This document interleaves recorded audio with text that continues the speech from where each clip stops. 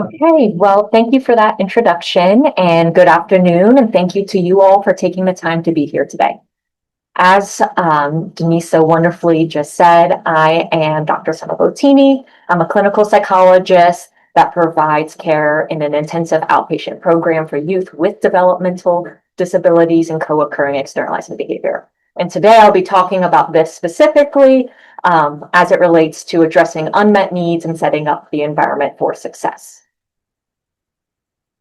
Before diving into externalizing behavior, I want to take a minute to set the stage of the framework from which I view services. I like to think about an ecological systems theory, where these concentric circles represent different systems that influence an individual's development. These systems range from the individual, their immediate environment, and all the way up to societal structures. When thinking about behavior, of course, we need to consider the individual themselves, their skills, preferences, and learning history all impact their behavioral presentation. Next, we can take a step out and consider others in the environment that interact with the individual and may occasion certain responses or respond to the behavior directly in specific ways. We must also consider the contexts or settings an individual may be in and how each context may differ in the stimuli present or behavioral expectations. And finally, we cannot forget about cultural values and norms that shape how we view behavior or may be inclined to respond to behavior. Speaking transparently about my values, I want to talk a little bit about what this presentation will be imbued with. Historically, externalizing behavior has been viewed through a medical model lens, and this is what my early training was certainly based in. This perspective is disease-oriented, which means that it is focused on identifying pathological behavior and how it relates to individual deficits. So within this model, treatment addresses behavior by changing the person, which may include teaching them new skills or finding other individual strategies that alter their behavior. Now, more recently, there's been a growing shift in how we may conceptualize behavior through the lens of a neurodiversity framework, which I have largely adopted now. This perspective is difference-oriented in that it does not assume that behavioral differences are inherently pathological. That said, it can still acknowledge that behavioral differences can be problematic and may be related to both individual factors and environmental factors. So with that said, treatment is focused on increasing quality of life by addressing both individual needs as well as societal and environmental barriers that contribute to these behavioral concerns. So with this neurodiversity perspective, let's dive into externalizing behavior. And what even is this term that I'm using? Well, it's used to describe behavior that occurs outward of oneself, like aggression, property destruction, active refusal to follow instructions, or tantrums, to name a few. And you might be thinking, isn't this typically called problem behavior or challenging behavior? And if so, you're right. These topographies of behavioral concerns are often referred to as problem behavior or challenging behavior. And the literature I'll be referencing often uses that terminology. That said, there have been some recent criticisms of these terms that have come out of the neurodiversity movement. Namely, autistic adults and self-advocates have begun to express dissatisfaction with calling these concerns problem or challenging behavior for a few reasons. First, the meaning varies. Two different providers could be talking about very different behavioral presentations under the label of problem or challenging. So ultimately, it doesn't really tell you much about the behavior other than this assumption that it's bad, problematic, challenging, straight from the outset. Second, it neglects the perspective of who finds it problematic or challenging. For example, a teacher may label loud scripting as problem behavior because it disrupts their classroom, but that same behavior might pose no direct problem to that individual themselves. And third, the impact is unclear by these broad terms. And of course, using a different term like externalizing behavior doesn't necessarily fix all of these issues, but it's one label that is common in child psychiatry and psychology that I feel minimizes some of those negative connotations from the outset, and also tries to honor those autistic voices that have spoken against that. But I think the real issue here is defining impact. So let's dive into this a little further because externalizing behavior is still a pretty vague term. So we want to know exactly what we're talking about here and when it becomes clinically relevant. In its most simplified form, we can think about impact on a continuum. There's not always a clear-cut dichotomy of what responses warrant intervention and which don't. So as an example, let's take aggression. At face value, if you polled most people on the street whether they think aggression exhibited by children is concerning and has a negative impact, they would probably say yes, sure, aggression is bad. But again, I'd like to argue that this is all very nuanced. So think about a baby grabbing at an adult's hair. This is technically aggression. In my setting, we call this a hair pull. But is it necessarily problematic in this context? Probably not. It's developmentally appropriate for a child that age. Now, what about a child flicking their peers? Could this be impactful? Perhaps it might get them in trouble or annoy some friends. But in other contexts, it again may be friendly showing of affection or rapport. Now, there is probably a point where physical tussles probably starts to cause some more concern and is more likely to result in peer or school difficulties.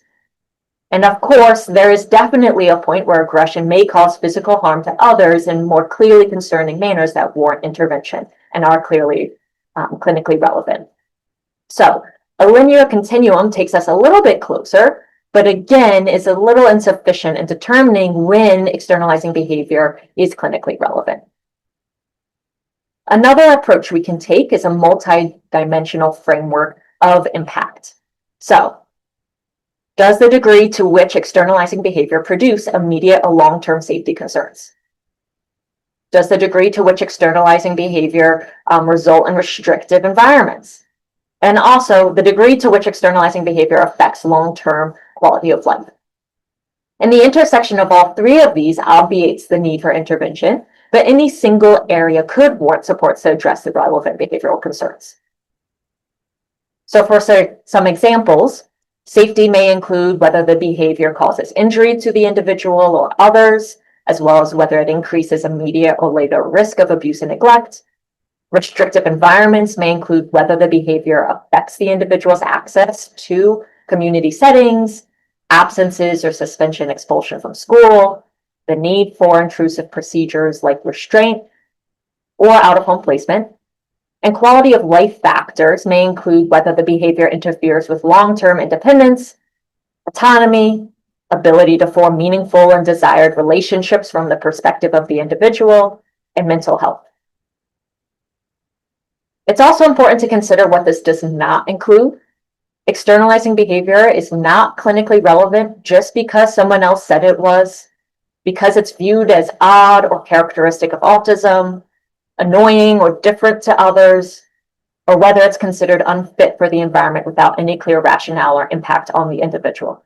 So we have to be very clear in honing in on the way it affects the individual or their immediate environment and make sure that we have clear rationale for determining it's clinically relevant. Now, this multidimensional framework for determining impact also has implications for the goal of addressing externalizing behavior with intervention. So within this mindset, the goal of intervention is not simply to get rid of a behavior. Like I said previously, the response in and of itself is not inherently bad or problematic. Instead, our goal is to minimize the impact on long-term quality of life. This may sometimes mean trying to minimize it towards the absence of a behavior. So certain behaviors like pica or elopement can be life-threatening. But in many other cases, the goal is going to be perhaps reducing the severity of the behavior, the frequency, or just changing when it occurs and in what context it occurs, while also teaching adaptive skills. Now, what does this all have to do with neurodevelopmental disabilities? Well, we know there is evidence that autistic traits, lower cognitive functioning, and lower adaptive ability are all predictive of more severe forms of externalizing behavior. Indeed, we've observed that autistic youth and those with intellectual disability, especially the intersection of these two, have increased prevalence of displaying co-occurring externalizing behavior, with up to 68% of autistic youth showing some form of aggression. And while the specific cause for this increased prevalence is not known, it could be related to several factors, such as unmet needs due to communication differences, unique preferences like routines that are not being communicated or understood by the environment, or experiences within their environment, such as sensory aversions and learning differences. We also know that not all of these youth may benefit from other forms of psychotherapy due to communication barriers. So what we can fall back on is a behavior analytic approach, which is empirically demonstrated to be consistently effective at addressing externalizing behavior among these youth, regardless of language level or behavioral barriers. So I'm going to focus the rest of this presentation on a behavior analytic approach. And these approaches view externalizing behavior as orderly. All behavior happens for a reason. And this necessitates a data-driven approach because we are consistently testing hypotheses as for why the behavior occurs and what strategies help. I'm going to go so far to say that we owe it to our clients and families that to use a data-driven approach to ensure that they are receiving only the most objectively effective care possible. Now, within these approaches, the focus is on altering observable environmental variables. Of course, thoughts and emotions are still important, but largely can fall outside the scope of the very specific behavior analytic approaches that I'll be discussing today, but can fall together in a really nice, more holistic package in other forums. Now, the nice thing about focusing on environmental variables is we can often then view externalizing behavior as a means to communicate unmet wants and needs. And we call these areas of a communicated wants or needs the function of behavior. In other words, the function that this behavior serves in the environment. There are 4 common areas of behavior function. Escape-maintain behavior has a history of resulting in the removal of an aversive context, so perhaps homework, chores, non-preferred interactions. Attention-maintain behavior has a history of resulting in some form of desired interactions. And I do want to make a note here that these can be seemingly positive or seemingly negative interactions. So some youth do seem to desire reprimands or warnings from adults. Tangibly maintained behavior has a history of resulting in access to items or activities of interest. And automatically maintained behavior has a history of producing some endogenous consequence that's reinforcing. So perhaps sensory stimulation or reduction in pain. So these seem like pretty straightforward wants or needs. So why does externalizing behavior develop in the first place? And then why does it persist if you can just ask for these things? And we can think about it as how the environment responds to externalizing behavior versus adaptive behavior like communication. Similar to natural selection, behavioral responses are selected by the relative consequences the environment provides. In fact, this response allocation towards what produces the greatest reinforcement has been replicated to the point that we have a quantitative model of this effect called the matching law.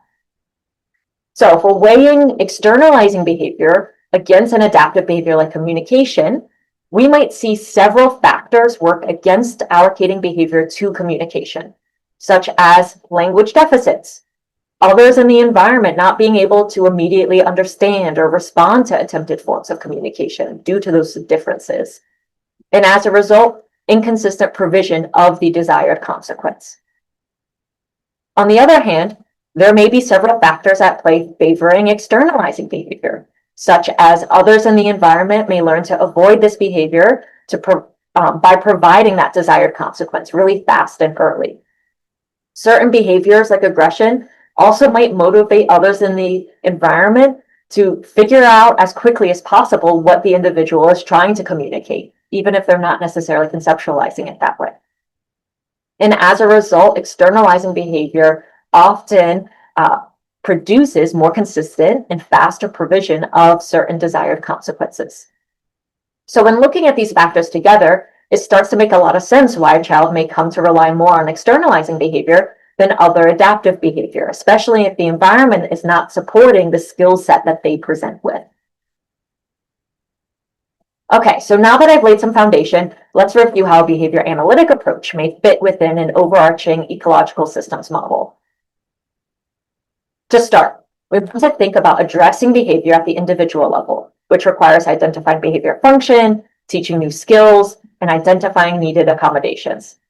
But we can't stop there.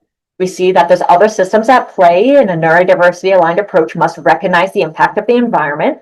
So one layer out, we may address externalizing behavior by teaching others in the environment, like caregivers and teachers and so on, how to respond to the individual and support needed accommodations. A step beyond that, we need to ensure strategies are applicable and effective across relevant contexts, or alternatively develop additional strategies to support those contexts. And even larger than that, we need to advocate for awareness, accommodations, and acceptance of traits that are related to externalizing behavior, or even some acceptance of externalizing behaviors themselves. We also always have to continue to challenge our assumptions of what is problematic and ensure we are centering the individual and their family within every decision. So, we've had a lot of broad overview. Let's break this down into an example for addressing tangibly maintained externalizing behavior. So this is externalizing behavior used to obtain items.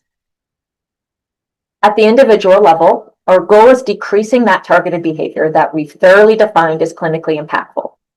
This most often involves some form of differential reinforcement to favor responding towards adaptive behavior and away from something like aggression. In addition to that differential reinforcement component, we also need to individualize strategies and accommodations based on that child. So are there co-occurring diagnoses that may also affect the behavioral presentation? Do the specific behavioral strategies need to be adapted to the child? For example, considering non-vocal communication modalities or additional visual supports. And are there child or family preferences that can be incorporated into these components? So for example, this child presents with a learning history, like I said, in which we've identified that access to items like a tablet reinforces aggression. In other words, there is this long history that when they engage in aggression, that has led to someone giving them access to this item. And then on the flip side, considering adaptive behavior, like communication, the child may not have the repertoire to ask for the tablet in a way that's clearly or immediately understandable to others. Or they might have a learning history wherein the tablet is inconsistently provided for communication attempts. So at baseline, they are allocating their responding towards aggression to meet this need from the environment. So with this type of behavioral presentation, treatment is going to be flipping these contingencies. One form of this is with extinction, which would likely involve teaching or strengthening a communication response to ask for the tablet and consistently honoring that request. So that might be something like a vocal request, a card touch, or sign language. And then with respect to aggression, differential reinforcement with an extinction component involves withholding the tablet when aggression occurs. This way, we're applying that matching law and favoring responding for communication instead of aggression. Now, you don't always have to fully withhold the tablet or item in this case. There's growing literature that we can just simply use differential reinforcement without an extinction component. So for example, we would just weigh the scales by aggression resulting in something like 1 minute of access to the tablet with certain videos, whereas a really nice communication response would result in longer access to a better tablet or better videos. You can even layer in other types of rewards, like something like a snack. We evaluate this type of intervention at the individual level in behavior analysis in a single subject design like this. So what we look at here on the top panel is the rate of aggression, or the responses per minute, and then on that bottom panel is communication. And we start in a baseline context that mimics the learning history. So we are delivering the tangible contingent on aggression, and we are ignoring communication. So naturally, as you would expect, we see that aggression is occurring. And then in treatment, we swap those contingencies. So now we have taught a new clean communication response that someone can respond to immediately, and we see allocation changes to meet that contingency. And communication comes up, aggression goes down. This effect has been replicated probably hundreds of times at this point, demonstrating that these individual-based behavioral interventions are efficacious at decreasing the externalizing behavior itself. Now, that probably seems really simple, great, but let's do a check-in with our systems approach. Let's say we've achieved low levels of aggression. We've taught some meaningful adaptive behavior to replace that aggression. But like we discussed before, this is not necessarily sufficient in and of itself. We need to consider the next layer out, such as caregiver feasibility and effectiveness. So we know that we need to target caregivers as well. And caregivers simply cannot honor every communication bid their child emits. They're already juggling multiple responsibilities, potentially multiple children. And we also must acknowledge that what the child wants is likely not always available in the natural environment. There's going to be times when a child asks for something, they're gonna have to wait for it. For example, if they're asking for dinner, but dinner's still in the oven, they're gonna have to wait for it. You can't just take out a frozen dinner or a raw chicken, whatever you're cooking. Other times, what they're asking for may just not be available at all. So if there is a big storm and they're asking for Wi-Fi, it's a no, that you can't suddenly turn the Wi-Fi back on. If they're asking for hot dogs, but it's 1 a.m. and all of the stores are closed, you're not going to be able to magically create a hot dog out of thin air. It's going to be a no. So with this perspective, the next needed component to aid caregiver feasibility is teaching toleration of delays and denials. So remember, we have this basic differential reinforcement package right now. Aggression's on extinction, and all communication bids for the tablet are honored. So we're favoring communication. We can layer in schedule thinning as a strategy to gradually decrease the amount of reinforcement for a well-established behavior like communication. And we do this by adding clear signals when the communication response will be honored versus not. For example, it could be some visual card that signals when those communication bids will be honored versus not. Alternatively, it might be caregivers learning different ways to let their child know when things are available or not verbally, or more consistently saying no and following through with that. This approach often starts with really short delays, sometimes for kids with certain needs as short as a few seconds. But over time, we slowly increase the duration of those delays until aggression remains low for the terminal duration or even a full denial of what they're asking for. So let's come back to a graph example. Like before, we've established that our differential reinforcement produces lower rates of externalizing behavior early in treatment relative to baseline. So what schedule thinning then looks like is systematically planning delays to accessing requested items. So in this example, you see that the first arrow indicates that the clinician added a 30-second period where the tangible item was not available. Then it was increased to 1 minute, 2 minutes, and 4 minutes. And this process would continue until they reach the terminal goal of a delay or a full denial.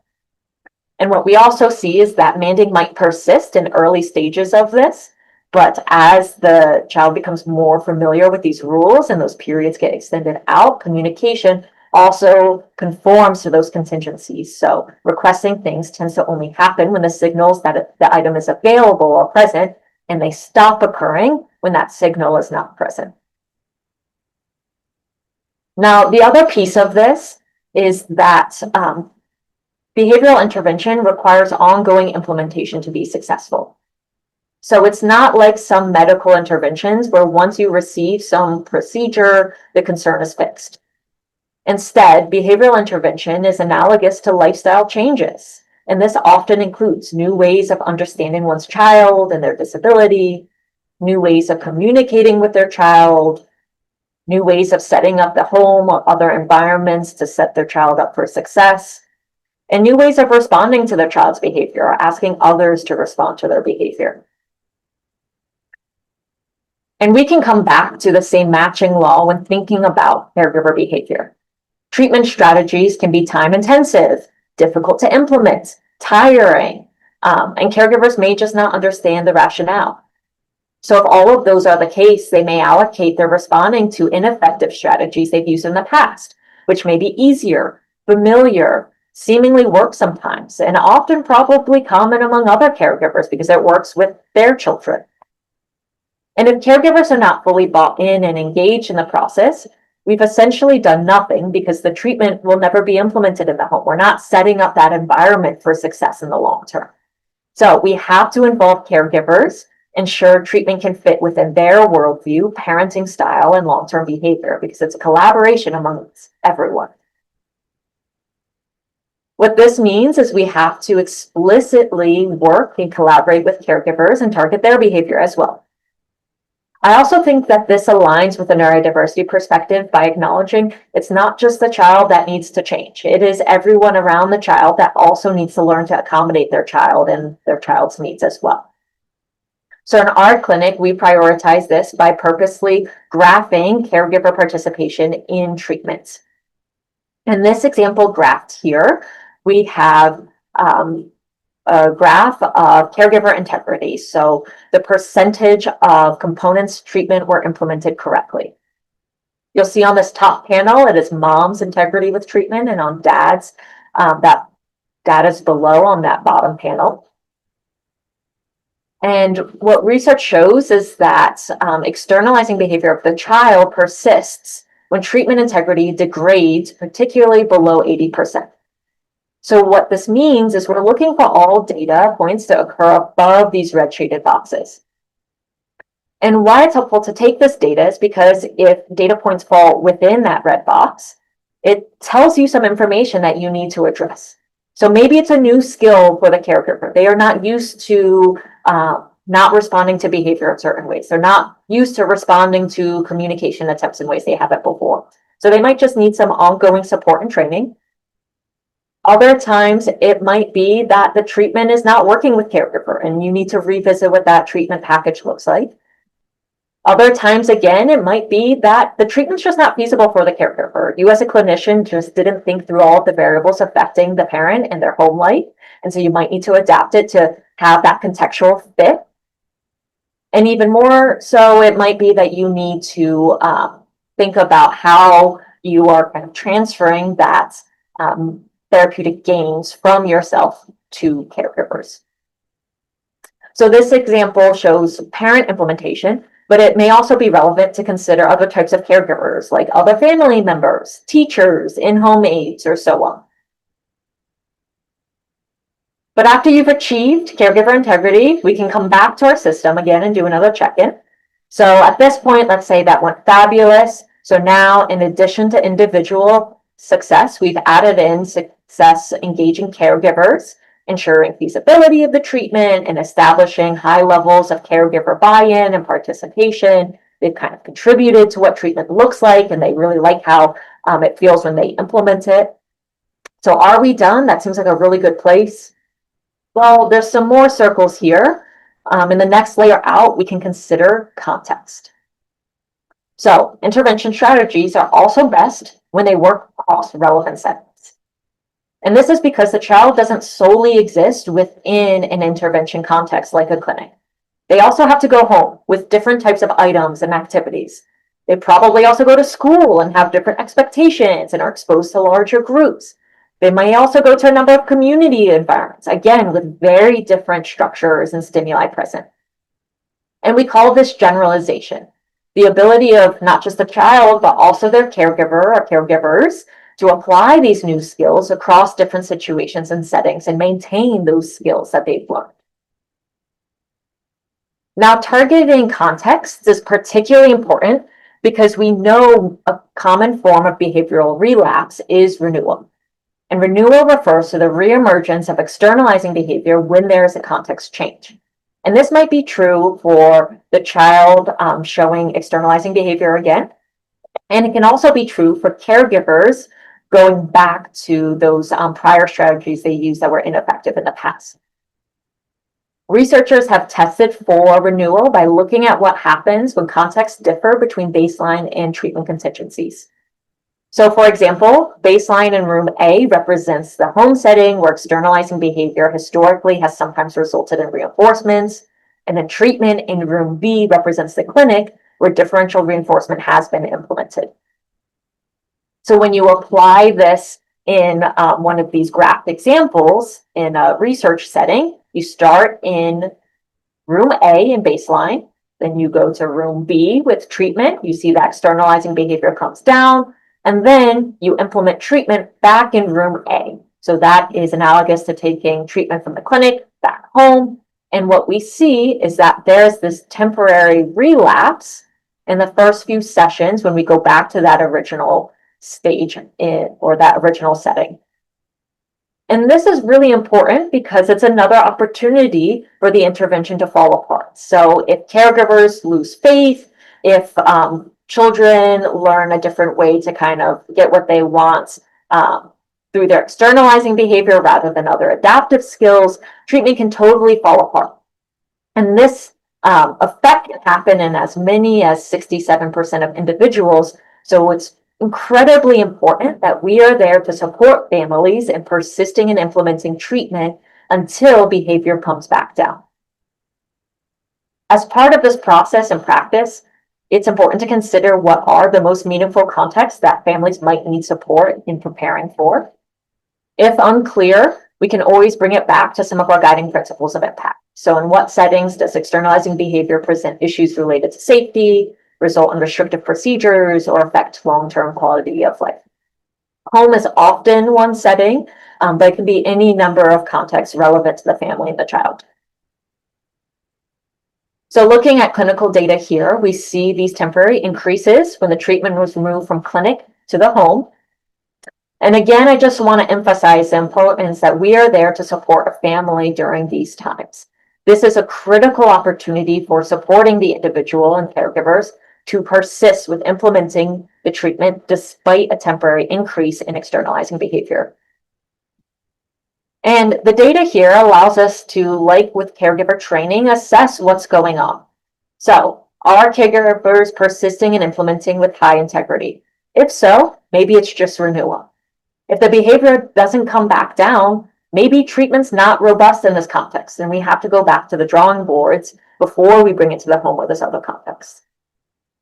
And also, I might just say that the way we're trying to generalize this treatment needs a little bit of a slower approach. So we, like all of those other concentric circles, have to really prioritize looking at this in an objective and empirical way. So to the point of how we are generalizing, I just want to show one more example of what this can look like. This is from Kelly et al. 2018. So they saw externalizing behavior in a baseline context. When they implemented treatment with a therapist in clinic, the behavior decreased. And so they were like, great, let's bring this to the home and have mom implement it. And that's where in this yellow shaded box, you see that that targeted behavior came back up and it seemed to be persisting more than they would expect just for renewal. So they brought them back into the clinic until they were able to achieve a therapeutic reduction in the externalizing behavior again. And then instead of just throwing it back in the home with mom, this informed that they had to take an interim step of the therapist implementing treatment in the home with the mom. And this is where they were able to sustain lower rates of externalizing behavior. So it's not new setting and new person implementing, but now it's just new setting with someone you've already had experience running this treatment with you before. So with this success, there's a slower transition to mom implementing by herself in the home. And that's when they produce that more consistently low rates of externalizing behavior there. Oops, sorry. What this all means is that we can be glad we took a holistic and systems level approach by planning accordingly, not just within the clinic, but also with caregivers outside of clinic. Taking this preemptive approach increases safety for all involved, bolsters engagement and integrity from those involved, and sets up all for success, even in the face of renewal still occurring. Okay, check-in time. Now we have individual success, caregiver, and other success, and we just added in contextual fit and robust effectiveness across settings. Some might say we're done here. We've done a whole lot, which is great. But if we're again to come back to our full ecological systems model, we can't ignore how the broader community and cultural values interact with an individual's behavior. So we can go a step even further to consider, does the broader community support the success of this child and their family once they exit intervention? Which means there's also need for targeting communities. And there may be many additional barriers that the child and their family experience out in the world post-intervention services. There remains limited familiarity with externalizing behavior in the youth population, which often results in lack of accommodations or limited supports across services. For example, there's a growing literature about difficulties of these individuals accessing needed healthcare services, respite services, or even just equitable enriching activities in the community. These individuals are more likely to interact with first responders like police and EMTs, especially as it relates to their behavioral presentation. So without proper education and training, first responders may not have all of the tools they need to de-escalate situations and keep everyone involved safe and on the right path. We also know that disability, in addition to emotion dysregulation and behavioral concerns, can result in social isolation from others, which may include experiences of peer victimization, depression, anxiety. These negative outcomes can feed back into emotion dysregulation and externalized behavior. As a final example, we further know that caregivers of these youth are incredibly stressed. Most all parents are stressed. So to add in layers of externalizing behavior, difficulties accessing services, and now expectations that they have to relearn how they behave around their child, that is a lot to put on their shoulders. It sets up situations where they're just too exhausted and unable to take care of themselves, let alone everyone around them with these complex treatment packages, which can lead to really seemingly perfect treatment plans faltering and falling apart. And I don't say this to blame parents or caregivers, but instead to blame the societal barriers that prevents families from having adequate and equitable support that they need to maintain their own well-being and others in their household. This is all to say that in addressing externalizing behavior, we must continue to target communities by promoting ongoing education, acceptance, and advocacy for these individuals and their families. Researchers are increasingly identifying and learning more about these many areas of needs. There's a lot of work to be done and put this knowledge into action to address community barriers and concerns still, though. So it's vital that we, as providers, researchers, caregivers, and so on, try to take more burden off of families and autistic people by helping to advocate on their behalf and align with what they want and need. And so this is a really exciting time in the field to see where these broader considerations may go to positively impact all involved in the system. In sum, socially valid outcomes are not as simple as only targeting one individual's externalizing behavior. We must cautiously interpret when externalizing behavior becomes clinically relevant. And when determined to be so, research shows that the best outcomes may be produced by targeting the many social ecological systems where an individual behavior develops and may be maintained over time, from their immediate environment all the way up to societal barriers. Okay, thank you again for all who stuck through to the end on this. I think I saw a lot of activity in the chat and Q&A, so I'm going to see if I can open that up. That sounds good. Okay, there we go.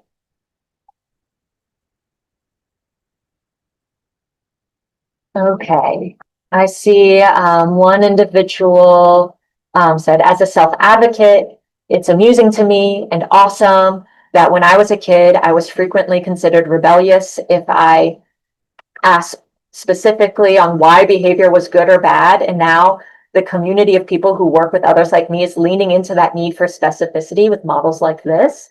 I'm so glad that you mentioned that. I think that is a growing acknowledgement of like just someone saying that something is bad, like doesn't always mean that they actually have a reason for that. So I'm glad that you're also noticing that shift. I think it is incredibly important.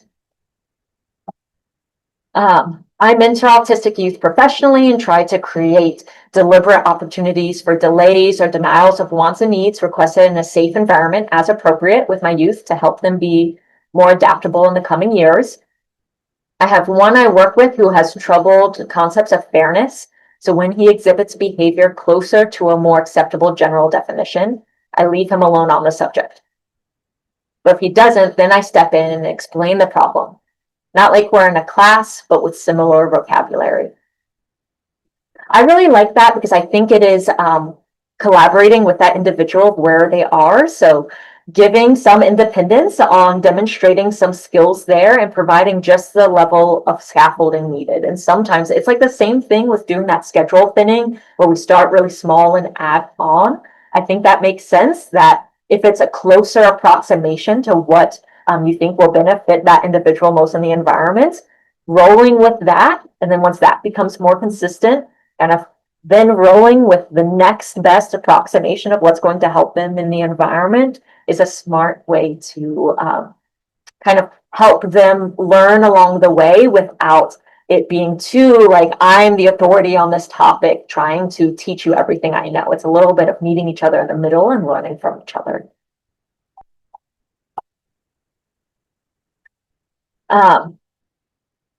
Can you recommend any books or courses that help train therapists to support children through externalizing behaviors?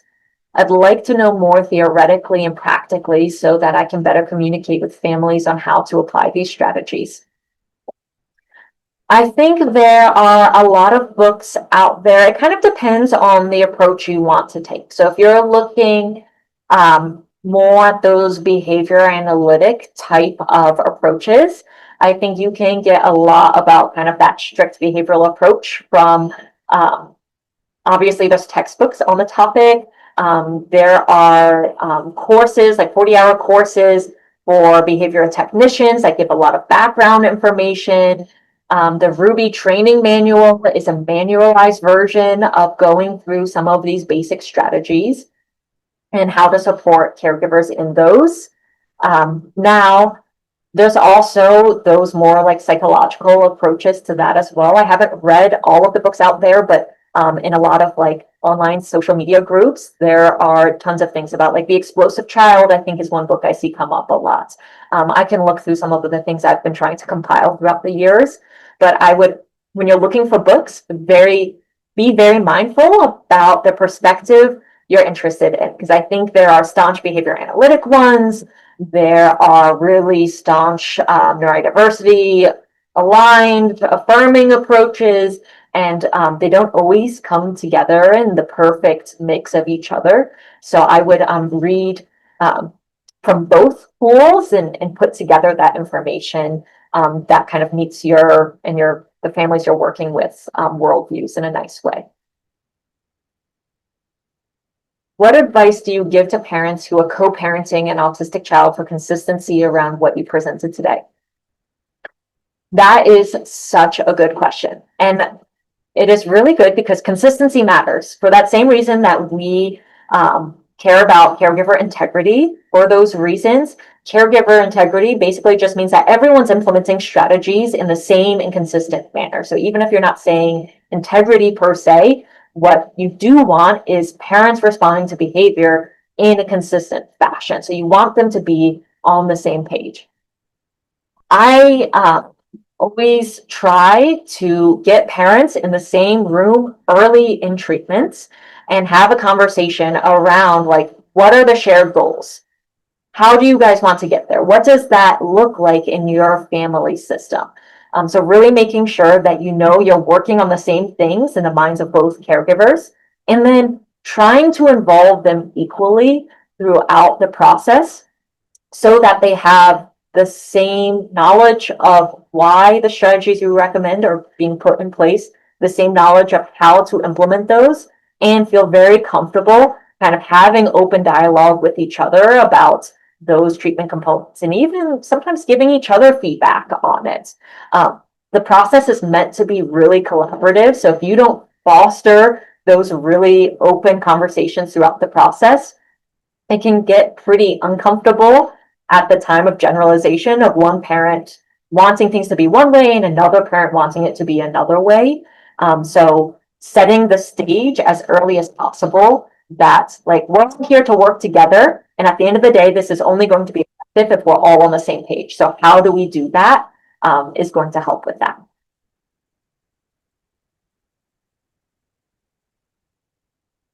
How do you monitor parents following recommended reinforcements across intervention? That's a great question.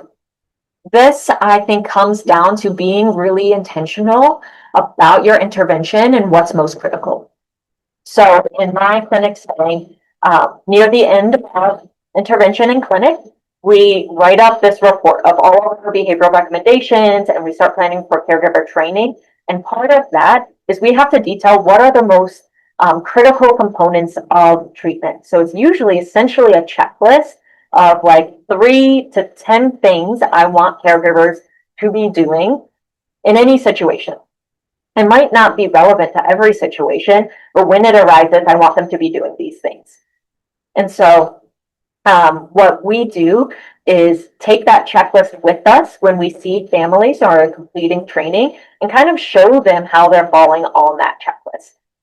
At the very end of a clinic admission or treatment, we probably do that every day with caregivers to the extent possible. But one barrier we ran into here is that if you just like go from daily interactions with caregivers and then you never see them again, a lot of things come up in life and they stop implementing that. So what we have found a little bit more effective is more slowly removing our supports so that we can ensure that they are continuing to have those integrity checkpoints over time. So after they finish more rigorous training with us, we still want to see them once a week. We do the checklist with them. Then maybe once every other week, then once a month, but then once every few months. But the caregivers are still having these accountability check-ins specifically designed to align with that treatment package. One, to make sure that they stay on top of the treatment and what they're supposed to be implementing. They have so much going on, they're likely going to forget some things over time.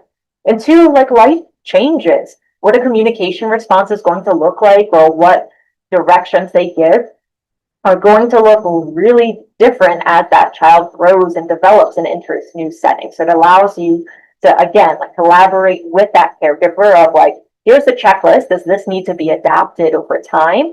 But no matter what changes to that, you at least have this contact to go through and navigate these situations of how to implement that across time when expectations change. So you observe parents at home at review or rely on self-report in clinic. To the extent possible, it, in my opinion, is best to observe it in the natural environment.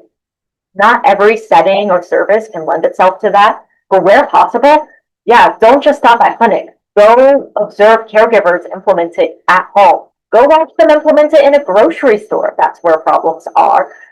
If you can't get out to a client home, if you're in a rural setting or they live too far away from your clinic, talk about the feasibility of HIPAA-compliant video systems. So we do telehealth appointments where sometimes I come into the appointment, I greet the caregiver, then I'm like, okay, you know what to do, like set up the camera and show me implementing treatment, like practice communication with your child, practice taking away that item, let's see what it looks like, and then let's debrief about it after. So it's this give and take of verbal check-ins and direct observations if possible. And I think that works really nicely just to ensure that behavior matches what's being reported on. And also sometimes caregivers can be really hard on themselves. I feel like I see all the time like guilt that they are not doing things, and then I observe it and I'm like, you are doing treatment great, like that was perfect. Or it might feel like you're doing nothing in that moment, but that is actually a treatment component for this reason, which is nice. Which behavioral therapy will be best to create or build a good habit pattern for children? And what is the best age for children to start behavioral therapy? It all, again, kind of comes back to what is your purpose, what is the need, what is the impact. So best age is a tough one to respond.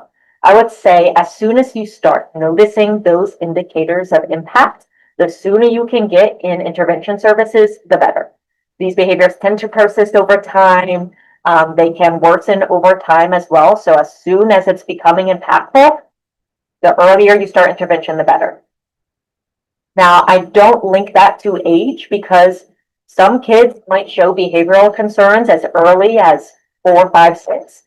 Other kids, it might not be impactful until later years, or there is some other event in their life and behavioral concerns start up. So you don't want to necessarily just dictate a certain age that behavioral therapy is best, unless there's kind of that clear rationale. As far as which behavioral therapy will be best, the approaches I talked about today are applied behavior analysis. That is one approach. And then also there's kind of growing support for naturalistic developmental behavioral interventions as well. I sometimes like to think about this like other psychotherapy approaches as well, that it is sometimes a matter of kind of exploring what's in your area and what matches your worldview, values, and what has that research empirical basis. So both ABA and NDBI, which I mentioned, do. So finding clinics that have that research base, and then talking to the providers and making sure that they align with your goals as a family, the strategies you're comfortable with them using, and so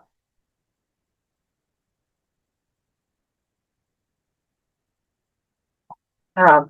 And I will be fully transparent that there are growing kind of criticisms of some behavioral approaches. I think some people are worried about it being really rigid, promoting neuronormative behavior, relying on external rewards. I think there are certain practices that might be problematic in those ways. I think all of those problems can also exist in psychotherapy and in cognitive behavioral therapy. The concerns are valid, and again, I think that's more reason why you need to talk to providers and their approaches, because the science itself doesn't change, but the application of it matters. And Warren, to your point, I think this is an issue in the macro system where, one, we need to do a better job advocating for kind of the behavior analysis and behavioral supports done right and done effectively and in a way that promotes well-being for families. And two, I think there's kind of the other side of advocacy that I think providers in all settings need more education on neurodiversity and autism and how to not fall into these traps that the autistic community doesn't like. I think it is this kind of like two-way communication that needs to happen to kind of like lift both voices up in a way that's only going to further help those with behavioral needs.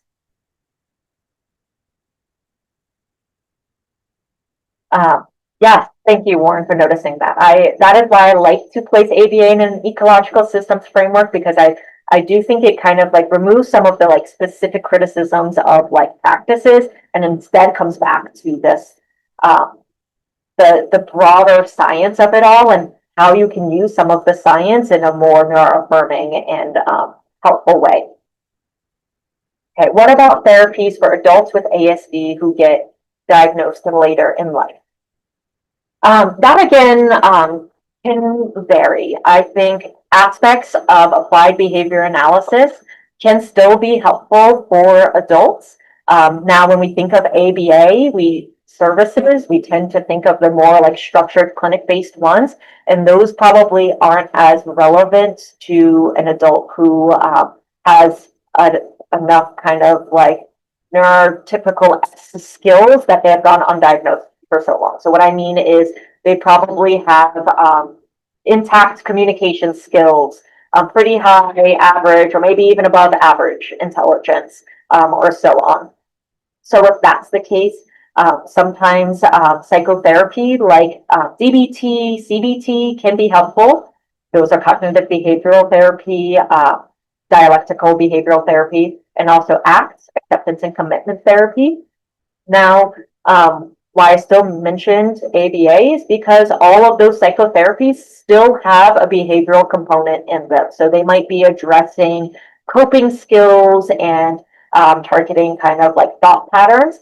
But the B for behavior in those means it's still thinking about like behavior patterns and how to think about those triggers as unmet wants and needs in the environment, and how you can advocate for supports or respond to the environment or set up your environment in different ways to navigate those.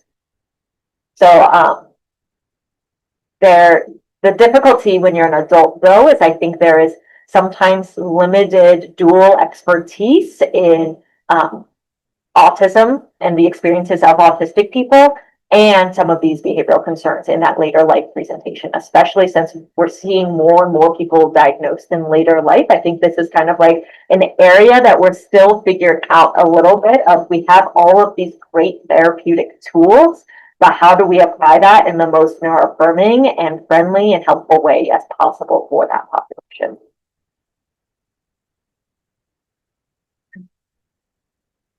What help can you give to parents who never address their child's ASD? I'm not quite sure what you mean by that question. Is there any chance you could be a little bit more specific? Like whether they've never told their child they're autistic, or never like talked with their child about like what it means to have a diagnosis? They've never accepted it. Yeah, that can be tough. Some parents, it's tricky, and I think this is layers and layers of complexities, because we also know that autistic traits run in families. And so sometimes I have found in my clinical practice, as a neurodivergent, as an autistic person, that some families who reject the autistic traits of their children present with many of those similar traits, or similarities in rigidities or ways they interact with the world that they're finding difficult that their child interacts in the world in those same ways. So I think you have to be really cautious of their experience and how they are kind of internalizing some of their own experiences in the world. Sometimes I have found it helpful to talk about these things unrelated to autism, because at the end of the day, if they have this very stigmatized view of autism, it's not about autism necessarily. It's just about the person themselves. So we can talk about challenges they're having, unmet needs. We can talk about strengths and skills that are unique to that individual, whether or not a diagnosis of autism is brought up or not. At the end of the day, the kid, maybe they don't talk. I don't have to say that they don't talk because they're autistic. I just have to say they're having difficulty communicating what they want from others. And sometimes that helps caregivers connect to some of the information in a way that is a step or two removed from something that they might not be totally ready to approach as a concept or idea yet.